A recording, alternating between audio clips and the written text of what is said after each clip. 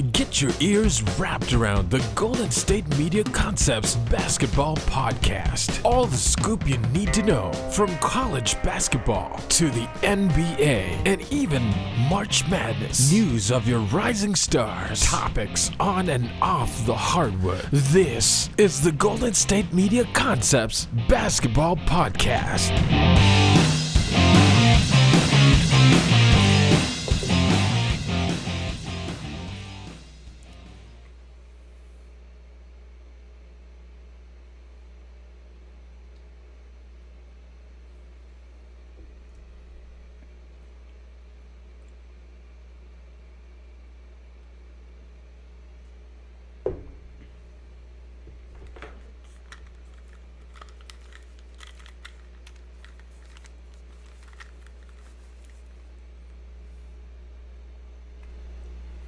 Alright, everybody, peace.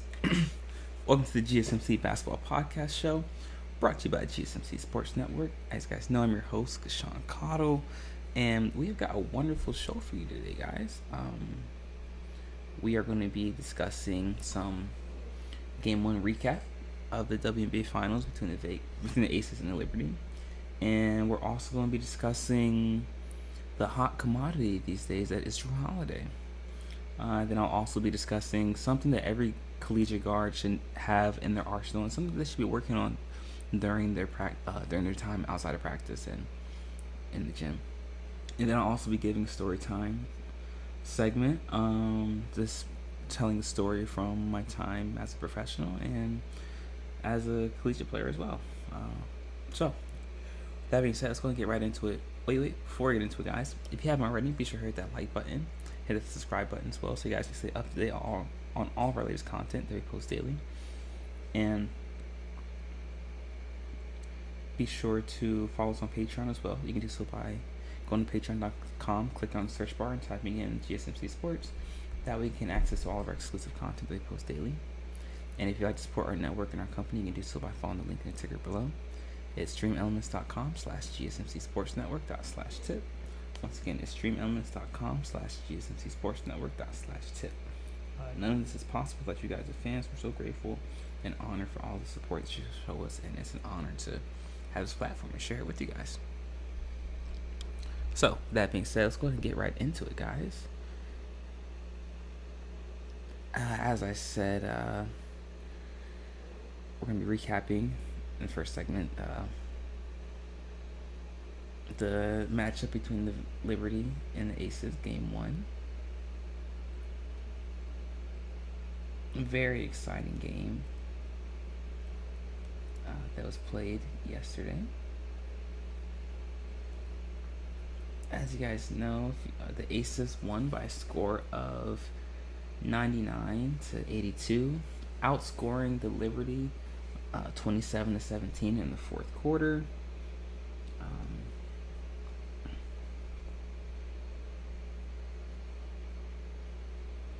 The Aces were led by Jackie Young, who had 26 points. To go along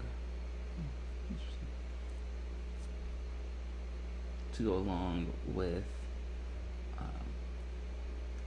Kelsey Plum, who also had 26, and Chelsea Gray, who had 20 points, and Asia Wilson, who had 19 points. Followed by Alicia Clark, who had 8 points coming off the bench. And the Liberty were led by Brown Stewart, who had 21 points, Bethune Delaney, who had 11 points, John Claude Jones, who had 16 points, Courtney Vandersloot, who had 10 points, and Sabrina Ionescu, who had 7 points. So, listen, I talked about this in the preview for why I felt like the Aces would win this series, and everything that the Aces did, their formula for success is why I think they're going to win the series. So I talked about how the guard play of Chelsea Gray,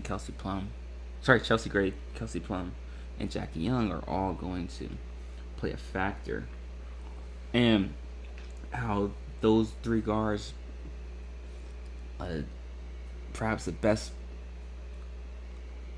backcourt in WNBA history, needed to apply pressure to the needed to apply pressure to the Liberty Guards of Vandersloot and Ionescu, and make them work on the defensive end, so that we tire them out when they have to get on the offensive end, and you force them to exude more energy. And that's what they did. Every time Kelsey Plum and Young and Gray, each time they were matched up with Vandersloot or Ionescu, they attacked right away. They put them on their heels, and they made them get downhill, made them turn their hips, and they were relentless in their attacks. And if we look at if we just sit back and look at the shot chart, listen, Chelsea Gray got 13 shots up, 6 of 13. Kelsey Plum, 10 of 19, almost 50%.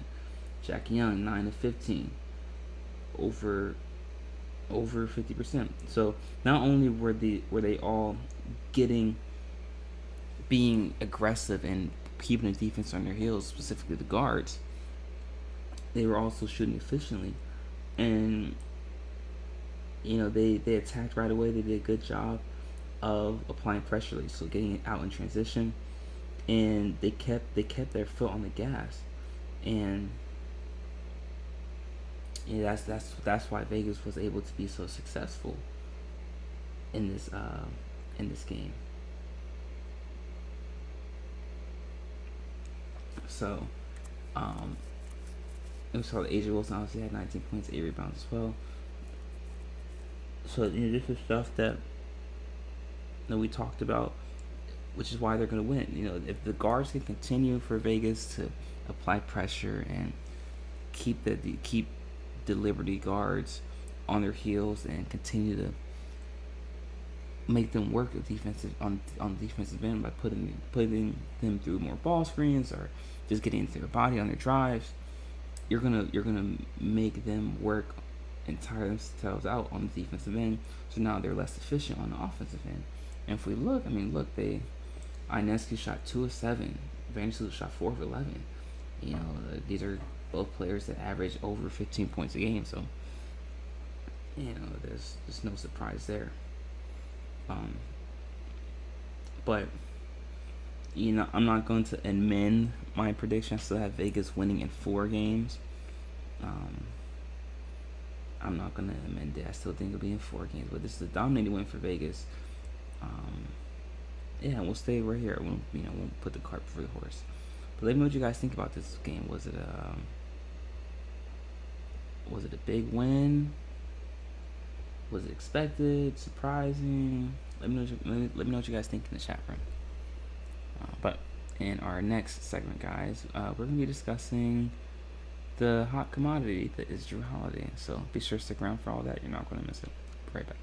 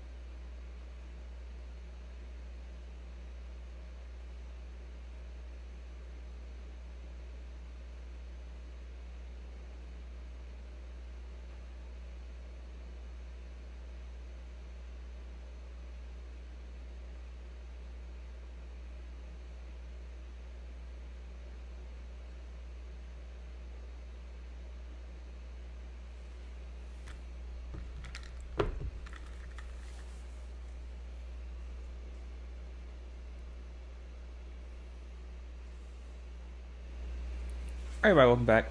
In case you missed the first segment of our show, we discussed the matchup between the Liberty and the Aces from Game 1, and we talked about how the formula that we discussed in our preview matchup for this series was exactly what Vegas implemented,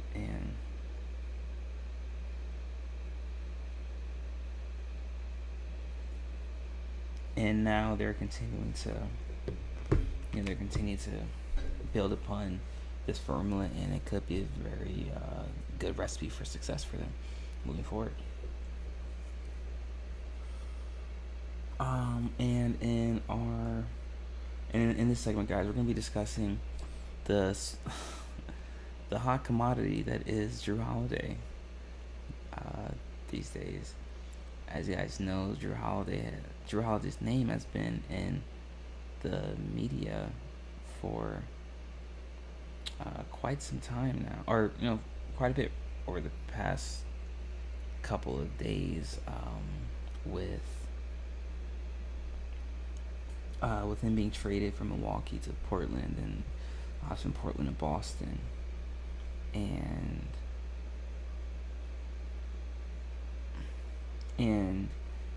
now his name is back in reports again with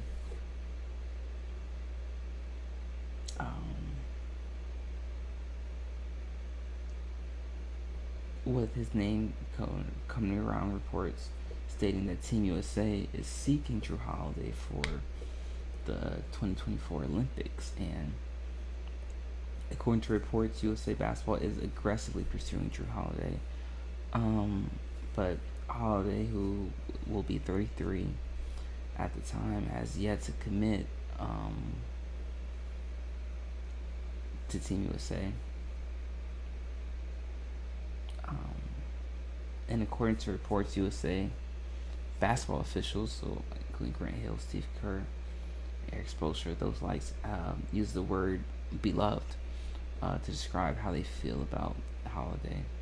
And actually, they consider Jrue Holiday to be the second most impactful player from that 2021 Olympic roster, but behind Kevin Durant, which says a lot.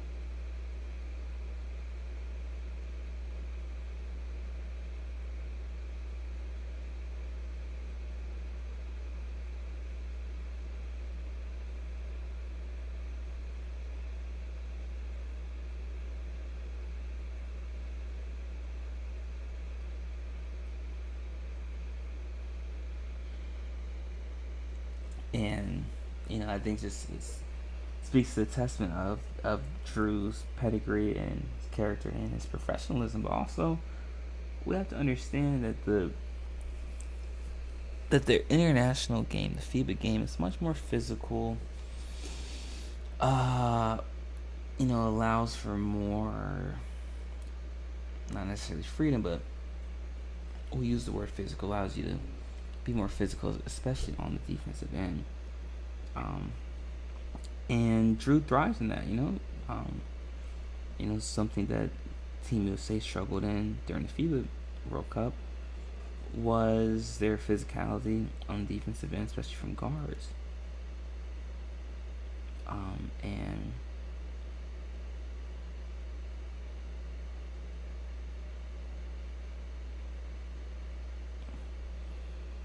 And obviously that's something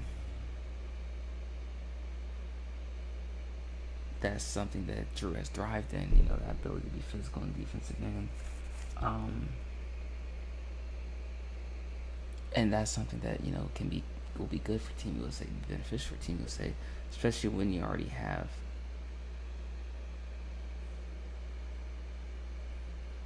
guards that can already score the ball particularly well. And with Jrue, though he does provide a lot offensively, you're not getting him for his offensive prowess, you're getting for what he brings and his intangibles and defensive presence.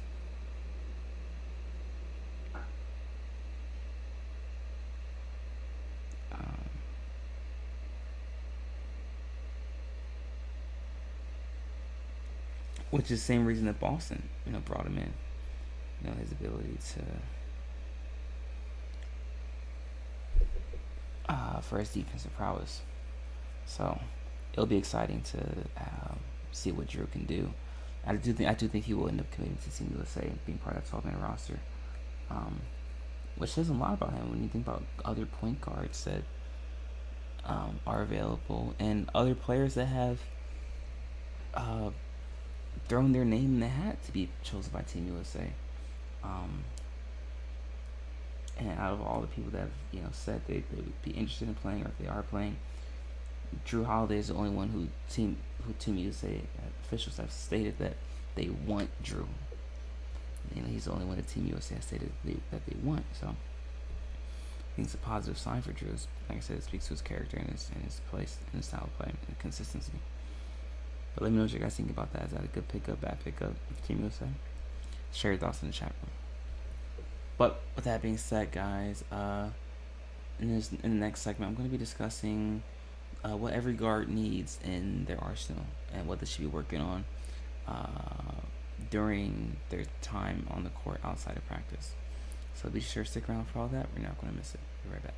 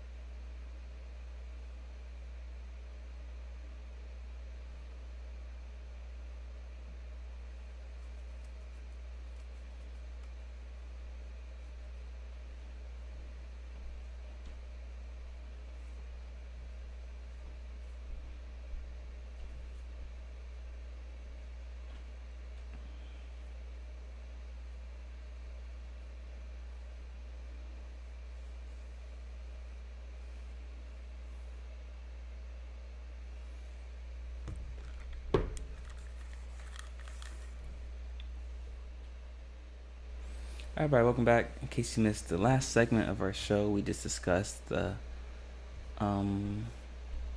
news that is surrounding Jrue Holiday again and why his name's in the news again. And it's because Team USA has expressed their extreme interest in wanting Jrue Holiday to return to Team USA for the 2024 Olympics.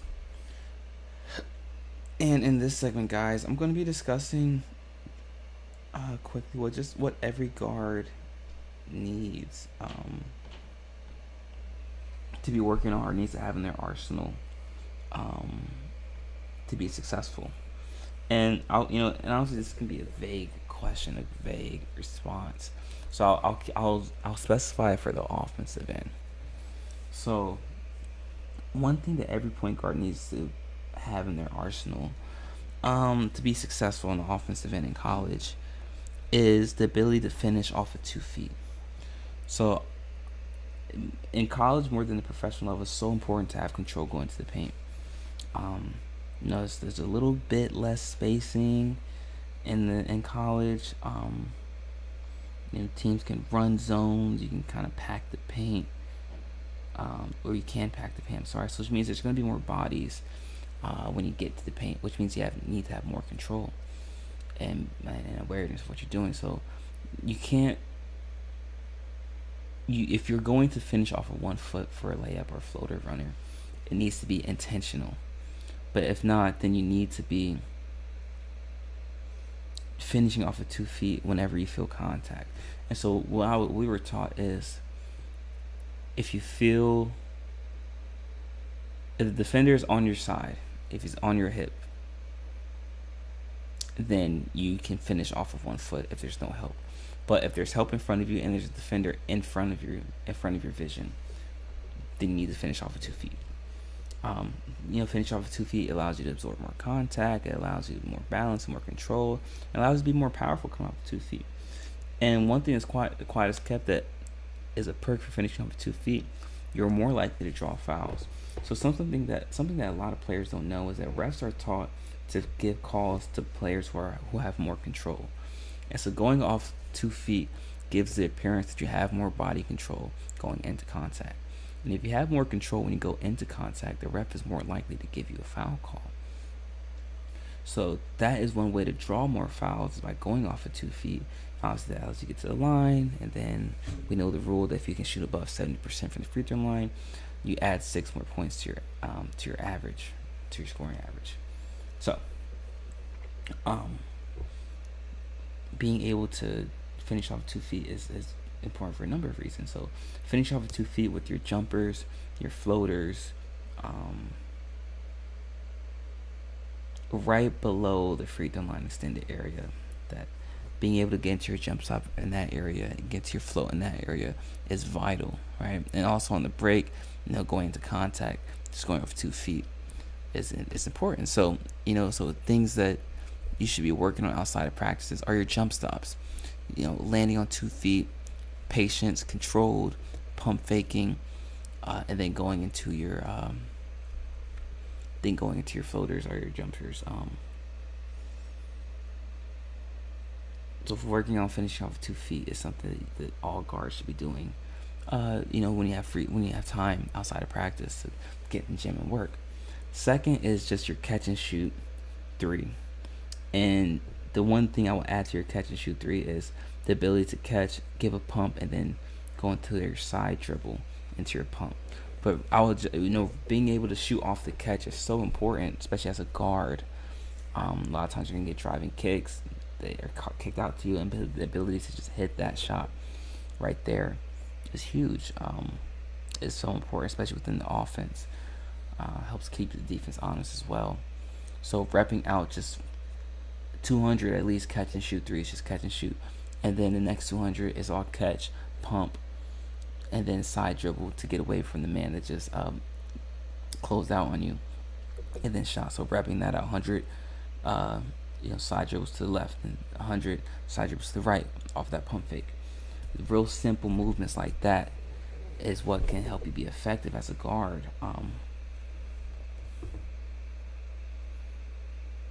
And the third is is your free throws. Free throws, like I just said, if you can shoot above 70% from the 3-point line, you add 6 more points to your average. 3 to 6 more points to your average on the season. So those are three main just foundational things that every guard should be working on during the season. When they have time outside of practice, and obviously that should be the foundation, and then we can build off of it from there. But those are 3 main things: finishing your floaters and jumpers off of 2 feet. Catch and shoot threes, and catch and shoot threes with a side dribble off a pump fake and free throws. That's the pretty much foundational basic standpoint that every player should be working on.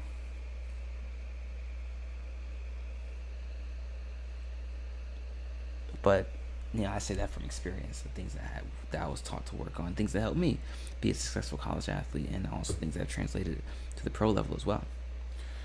But let me know what you guys think in the comment chat room. Let me know what you guys think about that. And if you play collegiately or play professionally, let me know what you guys think. Is that a pretty accurate statement?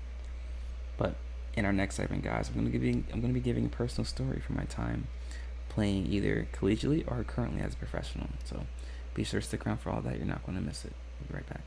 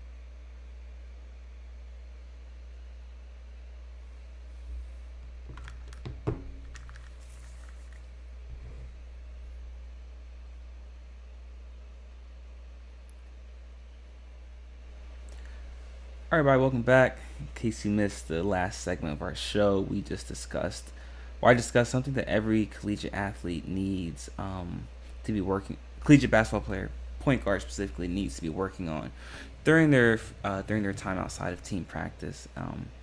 And those were, working on their floaters and specifically finishing off of 2 feet and working on their catch and shoot threes. But also their catch and shoot threes off the pump fake and going to that side dribble to get away from that defender that just closed out on you. And also free throws. We talked about how, as a basketball player, if you can shoot above 70% from the free throw line, you average 3 to 6 more points to your game, to your scoring average. And those are things that helped me as a collegiate athlete, and even to this day has helped me as a professional. But let me know what you guys think in the chat room. And shout out to Bush1G. What up, brother? What's going on, man? But yeah, let me know what you guys think about that in the comment section, in the chat room. I know I say that from experience. That has what has helped me, and what did help me a lot, especially transitioning from high school to college. And that is something that even as a professional athlete, that's something that has been successful for me as well. Being able to finish off 2 feet gives you more control, gives the appearance of having more control as well, which allows you to draw more foul calls. the reason you typically don't see many players finish off of 2 feet at the pro level as you do in college is because, and at the pro level, we have defense at 3 seconds, so you can't really sit in the paint as much in comparison to college, where there is no defense at 3 seconds. So that's why you see teams run zone and kind of pack the paint. Which kind of leads into what I'm going to be talking about in this segment, and that's just, I want to give a story about another transition I had from during my rookie season, like transitioning from my last year of college to my rookie year playing in England. And one of the biggest transitions, at least on the court for me, was that ability to diversify my game and be able to finish off of 1 foot as opposed to 2 feet. So because in college I was primarily a 2 foot finisher. I finished a lot of my floaters, a lot of my runners, even at some points like my jumpers when I'll get under the free throw line off of 2 feet. But what happens is when you finish off of 2 feet, what you make up for in control, you lose in speed or in a quicker finish, right? So I had to make that adjustment from knowing when to finish off of 1 foot as opposed to 2 feet. Because in college, we were taught, you just always finish off of 2 feet. And you can get away with that in college because, just to err on the side of caution, finish off of 2 feet, at least you have more control. And you're more likely to draw a foul. But what happens at the pro level is more physicality, at least overseas especially. You draw more, you're not going to get as many calls, especially being an import, especially being an American overseas. You're just not going to get as many calls. It is what it is. I wish I could explain to you why, but it's just the nature of the beast. They expect you to do more, and I wish I could change it, but it's just how it is. So, excuse me. So you have to learn to diversify your game and be intentional about what you're doing. So I couldn't just say, okay, when I get to the paint, I'm gonna finish off of 2 feet every time, because no, it's not like that. Because now it's okay. Now, the help side is gonna recover quicker because it's a level above. So if I go off of 2 feet, I give time for the help side to recover, and now my shot's getting blocked. So I need to know when I can go off of 1 foot as opposed to 2.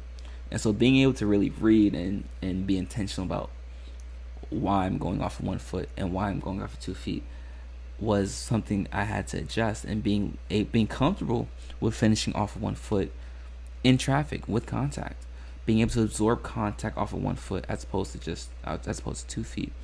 Those are things I had to learn and diversify my game with, because you never want to be one-dimensional, especially at the pro level. And the intentionality piece is so key, it's so important, because you have to be intentional about what every movement, every read you do, because it's so refined at the pro level. Everything is fluid and needs to be crisp, and everything's just reactionary. So being able to add that part to your game is vital and is necessary. Actually, it's necessary. If you don't do it, you will not last. And so I needed to learn. Okay, there might be a guy on my hip, and there even might be help side. The help side might be there in front of me. If I got that read in college, I would say, okay, I'm definitely going off of 2 feet. But at the pro level, I need to know, okay, is the guy in help side, does he have long arms? Is he a shot blocker? Or is he just someone that is just a body? He's not really a rim protector. He's just a body. If I know that he's not someone that likes to jump at shots, then I'm just gonna go ahead and finish off of 1 foot and get the quick finish. But if I know this is a big that likes to rim protect, likes to contest shots, then I might absorb the contact and go off of 2 feet.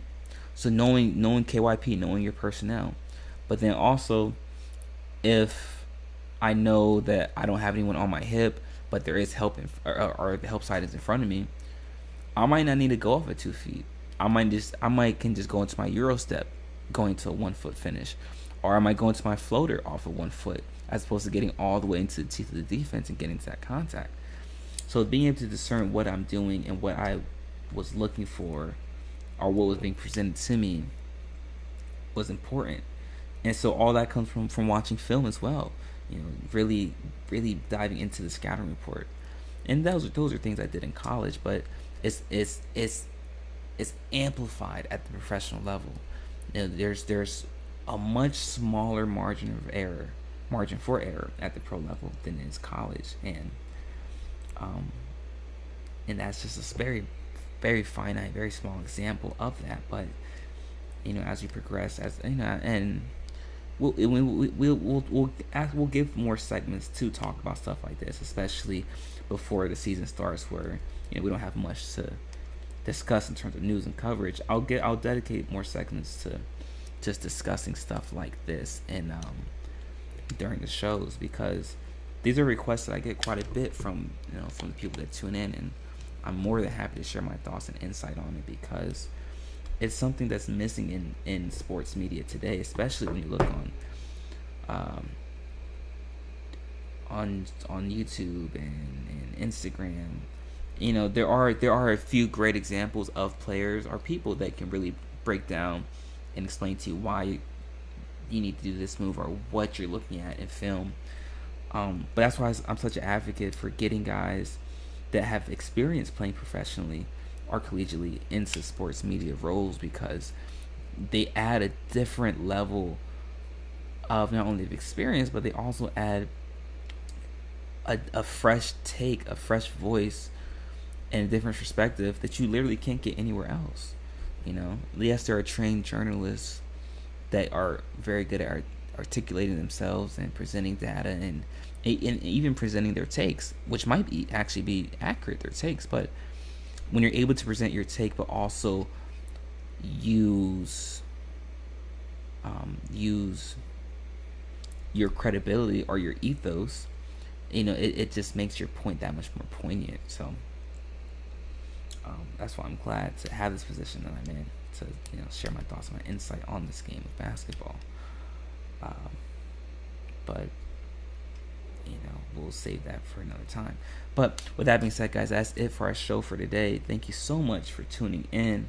If you haven't already, be sure to hit that like button and hit that subscribe button as well, so you can stay up to date on all of the latest content. And be sure to follow us on Patreon as well. You can do so by going to patreon.com, clicking on the search bar and typing in GSMC Sports. That way you can gain access to all of our exclusive content that we post daily. And if you'd like to support our network and our company, you can do so by following the link in the ticker below. It's streamelements.com/GSMC Sports Network./tip. Once again, it's streamelements.com/GSMC Sports Network./tip. If you haven't already, also be sure to check out the other shows on the GSMC Sports Network: the GSMC Baseball Podcast, the GSMC College Football Podcast, the GSMC Fantasy Football Podcast, and the GSMC NFL Podcast as well. All of our hosts provide great insight and coverage on the sports that they're covering, and it's an honor and a privilege to be working alongside some of the best in the industry. So, with that being said, guys, we'll be back again same time tomorrow, 5:30 p.m. Eastern Standard Time. So until then, continue to stay safe, be vigilant, make smart decisions, and peace.